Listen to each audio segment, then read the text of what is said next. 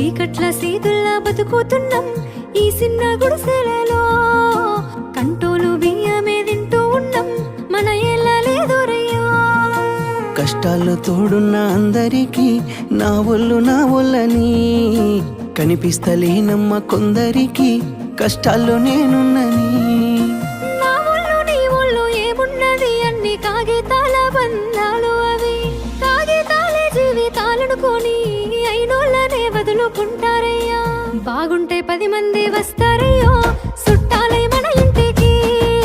లేకుంటే వదిలేసి పోతారయ్యో అయినోళ్ళే ముమ్మాటికి.